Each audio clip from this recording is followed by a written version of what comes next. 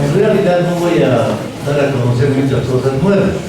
Lo que sí haré es poner en orden algunos acontecimientos culturales, religiosos, históricos, sociales, etc., para ir siguiendo un curso que nos permita comprender un punto muy importante del desarrollo de nuestro carnaval, ¿no? La leyenda de la Virgen María y el loco infernal que recogió José Víctor Saconeta. Hay un pequeño preámbulo. Vamos a abreviar el esquema por razón de tiempo, ¿no?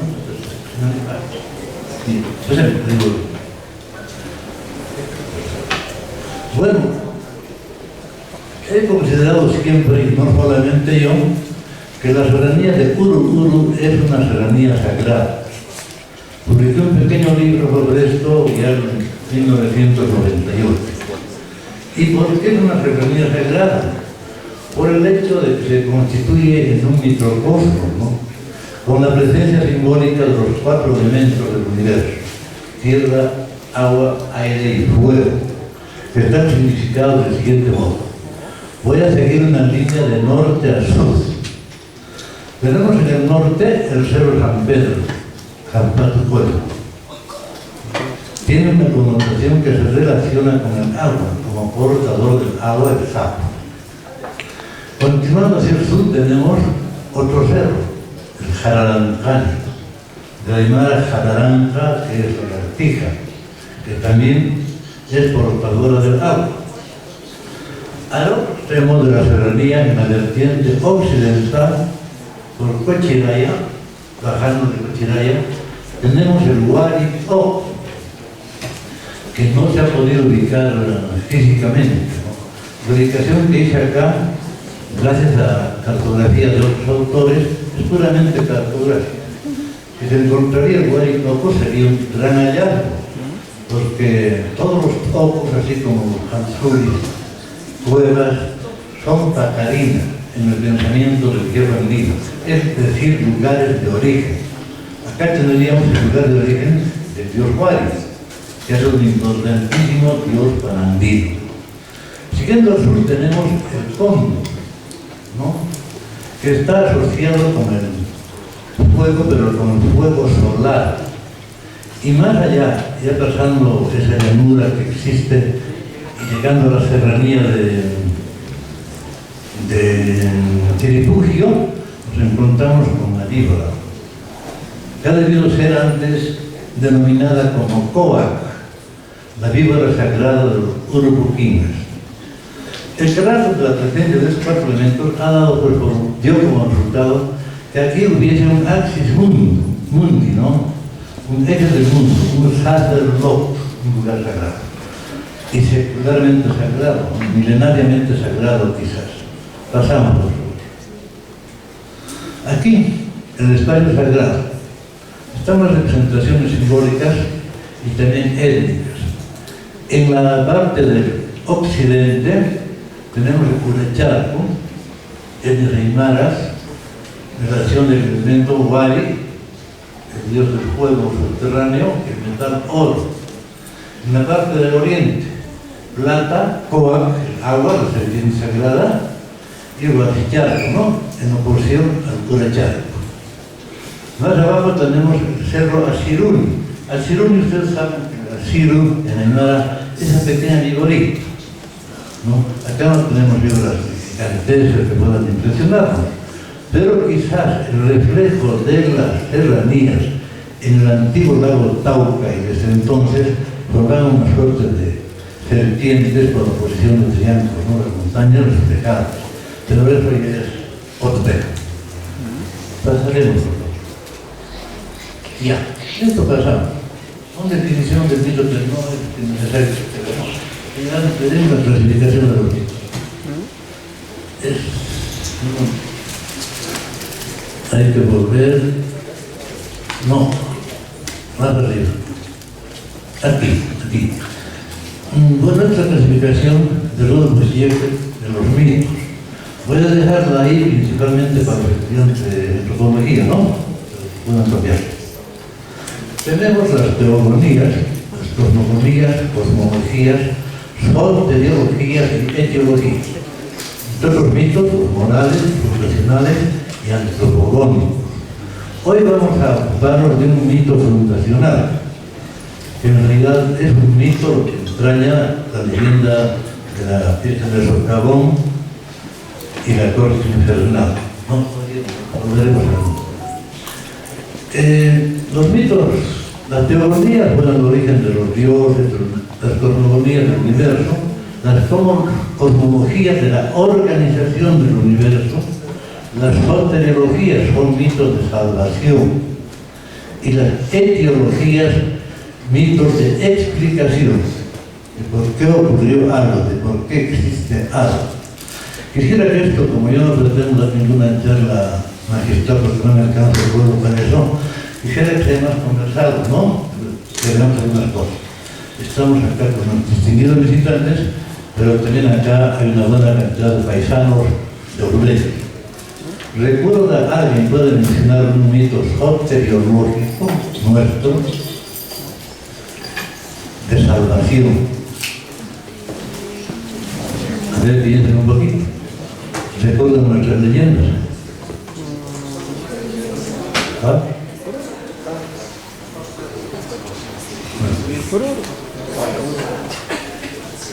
La víbora. En realidad la víbora, el sapo, el lagarto, etc., son mitos de salvación, integran un ciclo mítico soteriológico. ¿Quién es la divinidad salvadora en este caso? La ñusta, no de la leyenda. Bueno, es un mito soteriológico, pero ¿cómo podemos interpretarlo como un mito etiológico, de explicación? Cuando tratamos de explicar la formación rocosa que tiene semejante con una víbora. Porque los mitos en su origen son una forma de adecuación al contorno, de apropiación ordenadora del universo. Vienen a representar en cierta época de la humanidad una especie de ontología, ¿no? Una ontología arcaica que nos explica muchas cosas. Ahora un geólogo puede explicarlo, esta formación rocosa, esto, etc. Un geólogo, un científico.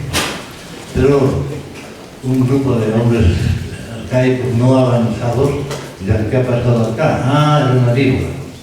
¿Por qué tiene esta hendidura? Por esto, por esto, por esto. Y van creciendo los mitos. Aconsejaría a los alumnos de antropología que tengan en cuenta este cuadrito, es muy importante. Gracias. ¿Pasaré? No. Esto sí.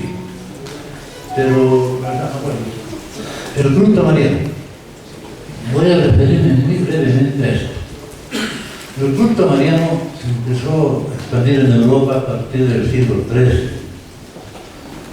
Inclusive antes ya muchas divinidades de los antiguos cultos paganos habían empezado a ser identificadas con la Virgen María, que venía a mostrarle a la humanidad una faz humana de la divinidad, una faz severa de un Dios omnipotente pero un poco lejano, un Deus diosus, como dice el Miseria. Y la Virgen de la Virgen María, en su advocación de la Candelaria, es principalmente milagrosa. ¿Por qué? ¿Alguien sabe? En las Islas Canarias era la patrona de los marineros, ¿no? Cuya vida corría muchos riesgos. Pero ¿por qué tiene ese poder de hacer milagros más que otras advocaciones de la Virgen? Nadie puede responder esto. Vamos a buscar una respuesta teológica que trae Antonio de la Calancha. Antonio Camarolizar. Aquí está. Esta es la antigua, no hemos modernizado las partes. La festividad de la Candelaria, que es la del día de su purificación, fue el día de menor maravilla y el que oscureció algo de la honra de su divinidad, sin que hubiese luces por entonces para su satisfacción. La razón es esta. En todas las otras ocasiones y días recibió la Virgen honras, favores, mercedes, alabanzas, gozos, gracias y glorias. Y en el día que fue la ceremonia de la purificación al templo, recibió digámoslo así, afrentas, vergüenza, tristeza, oscuridad y tormentos, como Dios al tamaño que por él se padece, como Dios al tamaño que por él se padece, dar las honras y ajustes a los seres, está obligado a esta festividad, hipotecando a ella y a la imagen que lo representa las grandes mercedes y resplandores que obra la omnipotencia. Fray Antonio de la Caraza, está tomado de la crónica moralizada de la Orden de San Agustín. Vamos a explicar un poquito esto. De los antiguos judíos, las mujeres una vez que daban a luz tenían que purificarse después de los 40 días. Y la Virgen María, aun siendo purísima, no estuvo eximida de eso, tuvo que cumplir con más purificación. Entonces, siendo ella inmaculada, claro, resistió muy bien, rabiar. Y Dios, en virtud de esto, le concedió el poder de hacer mayores milagros que otras advocaciones. ¿No? Así de la bandera. Haciendo un pequeño paréntesis. En Copacabana, ya a partir de la Candelaria, convento se fundó en 1533.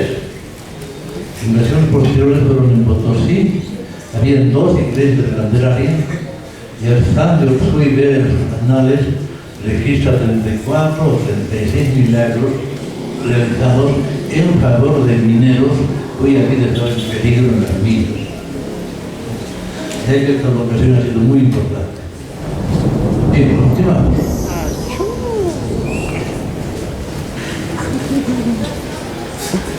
Bien, yo tuve la suerte, juntamente con Marcelo Lara, que está presente aquí, de conformar el grupo que trabaja en básico, ¿no? Debemos germinar el documento para la declaratoria del patrimonio hondureño como patrimonio de la humanidad, patrimonio cultural intangible. Aquella vez las condiciones de la UNESCO eran bastante rígidas, debo recordar tú, la antigüedad. Entonces nosotros fundamentamos esto por lo siguiente: por el carácter luminoso, sagrado de esta serranía, por lo remoto de ese carácter, podemos remontar hasta los urquines. Hablando del formativo nomás tendríamos 4.000 años, ¿no? Los siglos antes. Y por la vida que mantenga la comunidad, que sea actual de la manifestación cultural, porque plenamente esto ocurre plenamente con nuestro carnaval. Ahora, ¿dónde está lo intangible y maravilloso de nuestro carnaval? Nos juntamos manifestaciones tan ricas y hermosas como la música, la coreografía, etc., la artesanía, en fin. Yo creo que está aquí. En este ciclo mariano, son leyendas marianas de contenido mítico, principalmente las 2 primeras.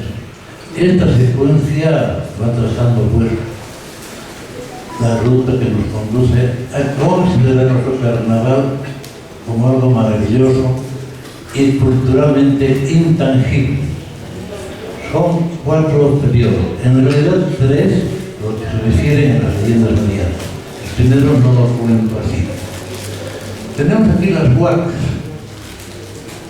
que hemos mencionado hace un rato, ¿no? Que dan ese carácter de sacralidad a nuestra serranía. A continuación tenemos la primera leyenda, Huari y los Urus, que muchos deben recordar y sobre la cual no voy a extenderme ahora, ¿no? Huari y los Urus constituyen una auténtica teomaquia. Luego tenemos la Virgen María, la corte infernal, teogénesis y mito fundacional. Es lo que vamos a ver ahora. Y la última sería la Virgen María en Minanina, mito de revitalización. Entonces, cada mito tuvo su efecto. Porque los mitos cuando surgen es porque hay necesidad social, humana, que así sea. Angustia de la sociedad, deseos, anhelos, etc., circunstancias históricas, que se proyectan en el mito. De tal modo que el mito tiene un motivo, una generación, y también tiene un destinatario, tiene un propósito, no hay mito gratuito. Ya vamos a explicar en otra oportunidad, si Dios quiere, los otros dos elementos legendarios. Ahora vamos al Padre Virgen María la Concepción. No, el canción regional no creo. Tampoco. Aquí estoy tratando con detenimiento algunos libros de canción regional, pero no creo que sea permanente. Bueno, el origen del diablo tampoco. Y a ver, aquí, bueno, son representaciones muy antiguas del diablo, ¿no? Los 1800 de demonios, no del diablo. Desde los 1800, en Puebla, Babilonia, Etruria, etc. Pero esto podemos pasar. Aquí voy a hacer una observación nada más. El carácter hermafrodita del diablo, ¿no? Tiene pecho de mujer, y a veces presenta también una imagen enmascarada de la vagina. ¿Por qué sería esto? Es un pequeño punto etimológico. Porque el diablo, de acuerdo a la creencia de la Edad Media, podía transformarse en varón para seducir a una mujer. En este caso, él se convertía en un íncubo, ejercía de varón, o en mujer para seducir a un hombre. Entonces era un suco, ¿no? Por eso, este hermafroditismo del diablo. Seguimos. Igual, para. Bueno, es una alegoría del siglo XV que tiene una clara similitud con los tres niveles andinos, ¿no? Cielo, tierra e infierno. Solamente hago el comentario, no doy ninguna opinión porque es muy difícil.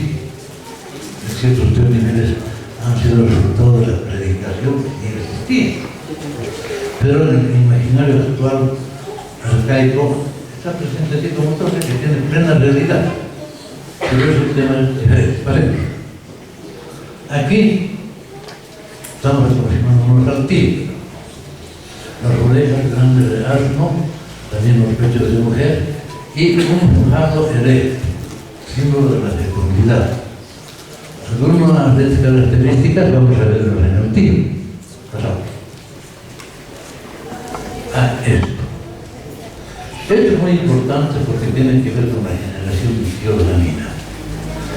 Cuando el imperio incaico fue destruido, hubo una total desestructuración absoluta de todo, lo que incluyó también la religión.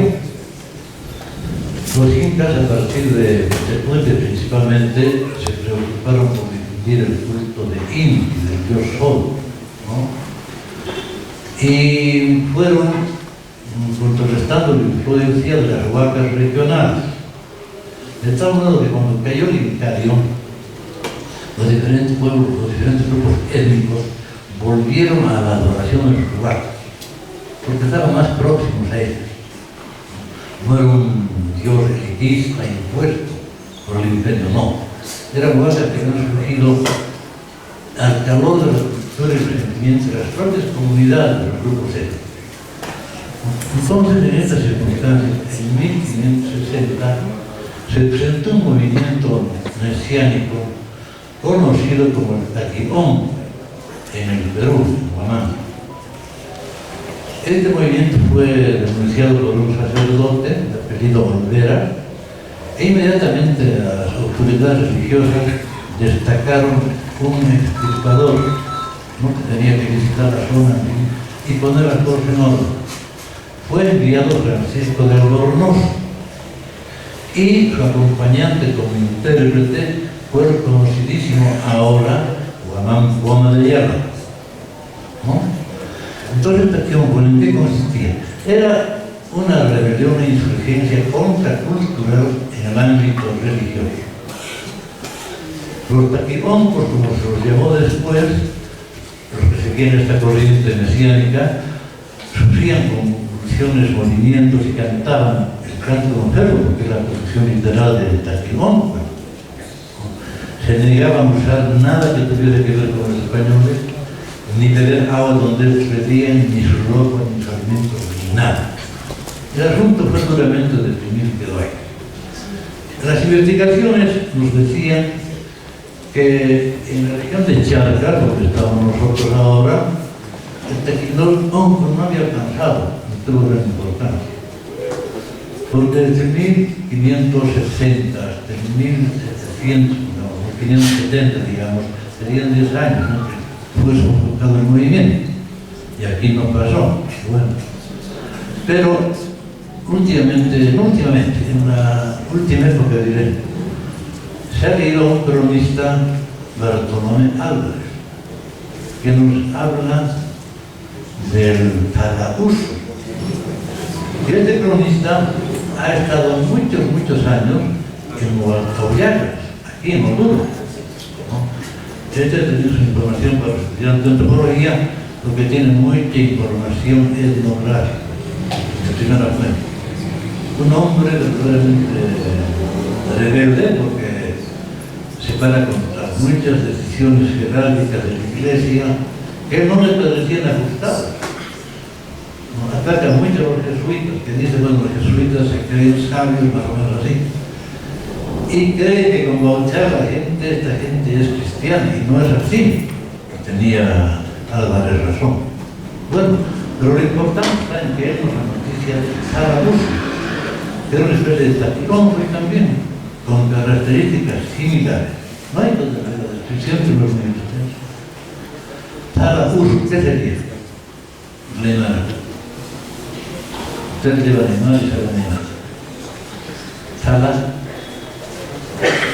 ¿no? Uso, enfermedad. Prácticamente una manera de referirse a las convulsiones de sufrir la gente. Y pueden ver ustedes a qué extremo llegaban, ¿no? Estaban días y días, caían agotados, inclusive morían porque no comían nada. Esto denunció y fue testigo de este movimiento el padre Bartolomé Álvarez, que está citado ahí. A ver, estación.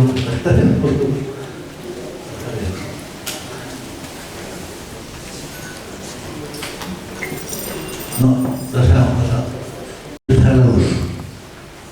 La obra que es muy importante es un memorial escrito en 1578. Imagínense, en 1578 todavía Casa tenía un movimiento mesiánico. Quizá no empezó simultáneamente con el avión, pero por ahí de ir. De las costumbres y conversión de los indios del Perú, memorial al rey Felipe II, de 1588. Ha sido mitad de todo, no hace muchos años.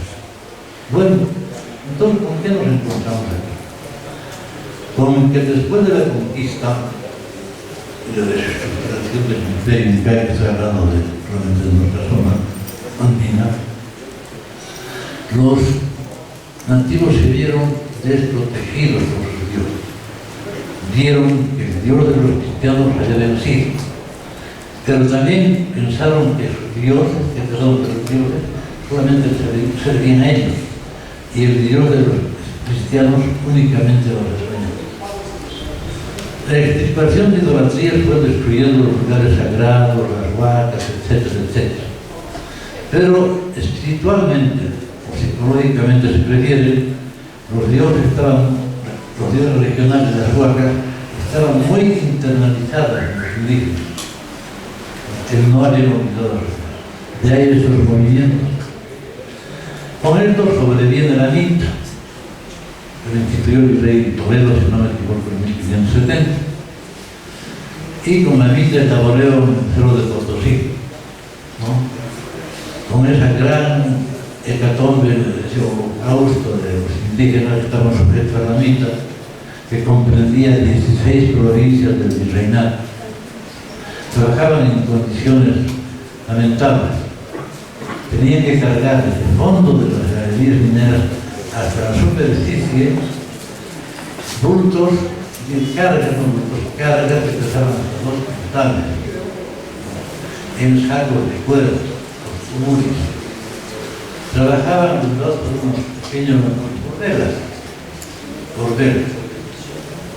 ¿Y cómo eran las escaleras? Eran callados, bueno, que no había aparato acá. el eucalipto lo produjo el presidente Arce, pero eran palos o benditudes, escaños muy rústicos, muy precarios, por lo que tendrían que preparar una vida así, ¿no? Les pagaban un expendio miserable, ganaban un poco mejor los mismos. Decía una cosa brutal, que tal vez tenga que ver de alguna manera con el carácter de los orureños. En Oruro había más mingas que mitayos, más mingados que mitayos, por la diferencia. Los mingas aspiraban al trabajo voluntariamente, en cambio los mitayos venían con cédula real, por orden del rey, los mingas no. Aquí eran más los mingas que mitayos. En Potosí ocurría lo contrario, eran más mitayos que mingas. Bueno, los mitayos tanto de Oruro como de Potosí eran devotos de la Virgen de la Candelaria y tenían los mismos sufrimientos y consideraban las mismas huacas padecidas internamente. Entonces, en un instante los monjes fueron constituidos en templos, puertos, las propias huacas, pero tenían que exteriorizar. Y como vieron que el diablo, del quien tanto les daban curas doctrineros, era temido y enemigo de los españoles y por los españoles, lo adoptaron como amigo suyo. Y acá se fue prefigurando ya la figura que tiene actualmente el tío David, que es una divinidad especializada, ¿no? Muchos dicen que como los españoles tienen el concepto de mal es universal. En las entidades divinas, mitológicas, míticas, se ha presentado acá, tenemos sacas, ¿no? Estaba ahí, que tiene mal, y en el Carroyo, una muy fea que se llama Sahrani, que tiene sacas. Todos esos aspectos fueron contribuyendo a la creación del tío David. Pasemos por favor. Bueno, esto se refiere a los incas que acudían a los demonios subterráneos para pedirles que los orientasen en la búsqueda de minas, ¿no? De yacimientos, ¿sabes? Aquí es una invocación al diablo, o los diablos, hecha por una mujer. Esta mujer fue enjuiciada por brujería. El dato está tomado de la Inquisición del Lino, de Ricardo Pablo. Voy a ver porque es interesante. Declaración prestada por la Santa María Loreto en el año 1673, juzgada por hechicera por el Tribunal de la Inquisición del Lino. De acuerdo a la acusación, mientras rascaba coca, pronunciaba esta ejaculatoria: Mama coca, mama querida, linda mía, yo no te tomo por vicio, sino que me des fuerza y ventura, y te conjuro por el diablo de los escribanos, por los diablos de Potosí, Trujillo y Huancavelica, ¿no? Podía ser asociada por brujería.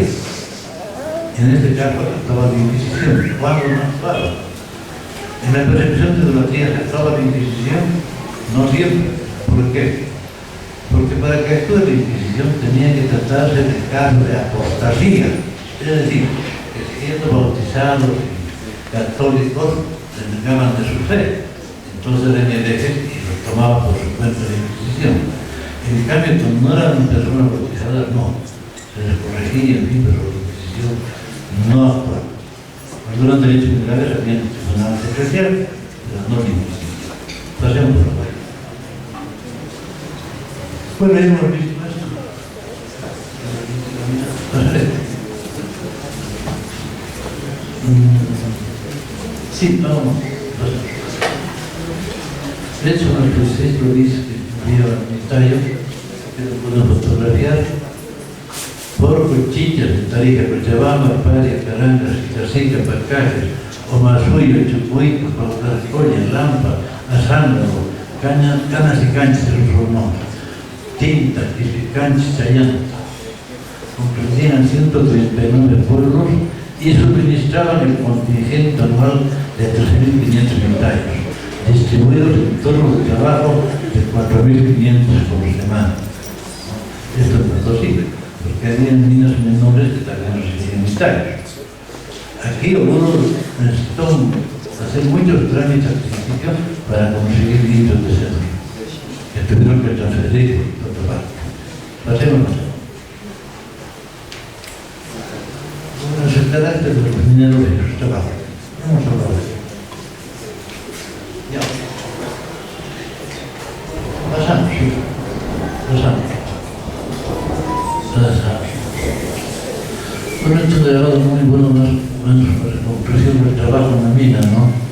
Ahí están trabajando bronce con velas y suben, en realidad no son cosas de carrera, son palos con muertos, una cosa así, llevando 2 quintales de mineral. No vamos a explicar esta imagen, pero vamos a conseguir otra. Pasaremos aquí. Bueno, aquí está. No he cedido a la presencia de 2 avatares en la construcción del tío de la mina, el dios Wali y Supay, pero más que Supay, Supay, ¿no? Supay, como lo sabemos todos, nos preocupamos por estas cosas andinas, era un diosecillo solitario que andaba por los serraníos. En cambio, Supay no, Supay tiene otro carácter. Si hacemos el análisis de términos, lo descomponemos, vemos que en el Aymara Sur significa más o menos creación, o creado, y Paya es 2, o sea, más o menos uno que es 2, un alter ego, ¿no? Paya. Igual, ¿qué asociación tiene? Bueno, el dios tónico, el fuego subterráneo. Aquí es una pieza del museo que interpreté ya hace bastantes años, porque en ella me parece ver a la ñusta y a Wari de la tradición de Guairo Sur. Aquí tenemos también un alter ego, claramente, fíjense, y tenemos los 3 niveles de la cosmovisión andina.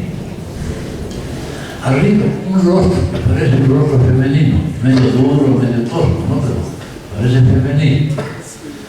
Luego, entre los dos rostros se puede distinguir una serpiente que separa y une en una especie de taipi.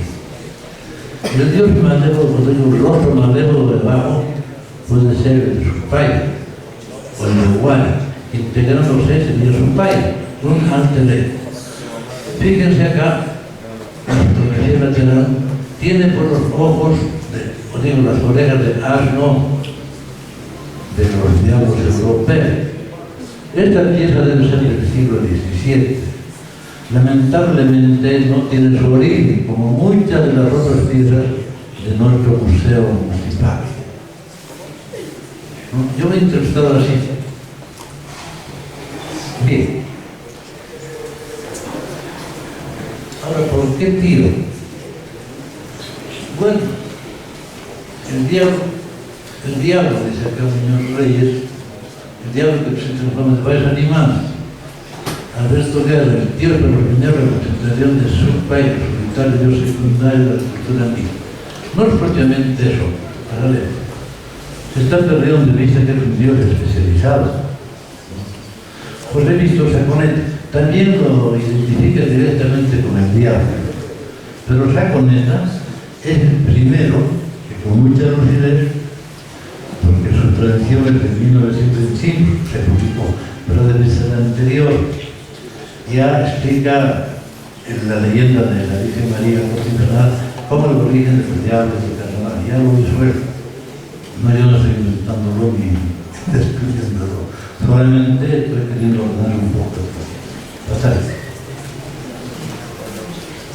Sobre metátesis, ¿no? Hito. Por metátesis sería activo, pero no tiene ninguna relación. ¿Qué era el hito en el militar?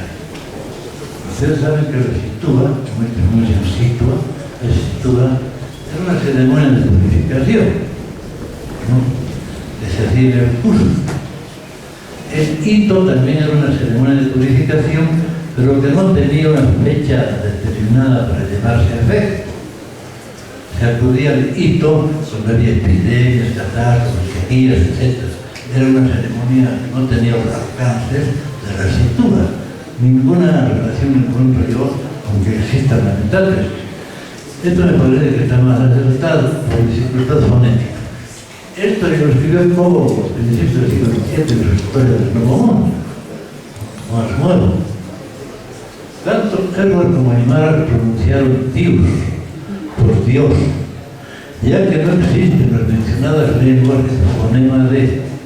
A este respecto ya escribió el padre Bernardo Cobo, porque no pidieron nuestra lengua D, sino que en lugar de ella usaron esta letra D, así en lugar de decir Dios, suelen pronunciar Dios. Debe ser desde aquellas épocas que entraron en contacto con los catequistas, los ciudadanos. ¿Continuaré? Bueno, esto desde ahí, ¿no? Aquí los visitantes no conocen la leyenda del Chiruchiro, no sé si la conocen, pero voy a hacer una resumen muy breve para todos. El Chiruchiro de toda esta segunda pequeña introducción que estaba olvidando. Sacramento ya lo dije primero que establece ese hecho, ¿no? De la relación del diablo con el carnado de Oruro, del tío con el carnado de Oruro. Y cuando en una parte de su narración dice lo siguiente, que los hechos ocurrieron aproximadamente hace 3 siglos, 300 años, ¿por qué terminó el pleito? Regreso. Si decimos que Sacramento pensamos que Sacramento escrito en 1900, tendríamos a los hechos que mantuvieron en la memoria popular como acaecidos, claro, supuestamente en una tradición legendaria en la primera mitad del siglo XVII, ¿no? Después de la fundación de Oruro, los años, cuando Oruro estaba en su mayor apogeo económico, había más movimiento, etc. Porque hay que saber también, para este tipo de investigación sobre nuestra tierra, que Oruro tuvo como 80 años de prosperidad de olla minera, luego decayó. O sea que al final del siglo XVII ya los mineros estaban en problemas acá, porque las minas, como hasta ahora, se ahogaban, se inundaban. Bueno, por aquel entonces existía un ladrón llamado el Chiruchiro, que hizo su covacha por el pie del gallo, y era devoto a la Virgen de la Candelaria. Entonces, cierta vez, estaba cometiendo un robo y fue herido, no por la víctima. Se retiró a su cuchitril. En el camino lo siguió una señora, mandaba, que resultó ser la Virgen, que lo acompañó hasta donde vivía él y lo veló hasta su muerte. La gente extrañó la ausencia del Chiruchiro y lo buscaron. Fueron a su cuchitril, a su vivienda, lo encontraron muerto y con una imagen de la Virgen en tamaño natural en el muro. Es la leyenda. Esto ocurrió en un pueblo minero como el nuestro, se reunieron los mineros, se asombraron por el milagro y tomaron ciertas determinaciones. Dijeron que anualmente iban a vestirse de diablos por ciertas tradiciones que tenían, como se saconeta, y bailar en honor de la Virgen de la Candelaria el primer domingo después, antes de la 40ª, no recuerdo. Antes de la 40ª. Y ahí estaría el origen. La leyenda es mucho más extensa, ¿no? Luego acordaron hacer ofrendas a un tío, etcétera, que se mantienen hasta ahora. Pueden leer la leyenda, se encuentra en muchas partes. Y es muy interesante. Otra cosa más sobre esto. Saconeta dice que él eligió más bien, una de las versiones que le parecieron más acertadas de esta leyenda, lo que nos hace suponer que eran varias versiones, y es lo que señala, que tenía bastante antigüedad. Entonces van presentando variables y variables desde el tiempo pasado. De tal modo que esta leyenda ha debido surgir en la primera mitad del siglo XVII. Es todo. Y acá tenemos entonces el mito fundacional de la diablada orureña. Porque aquí, en algunos departamentos del país, se andan disputando el origen de la diablada, ¿no? Tú no has trabajado en eso. En Aullaga, en otras partes, se discuten que la diablada nació aquí. En la corte del diablo encontró igual. Por eso yo, prudente y religiosamente, refiero al mito de origen, del mito fundacional de la diablada orureña, solamente. Pasemos al último cuadrito.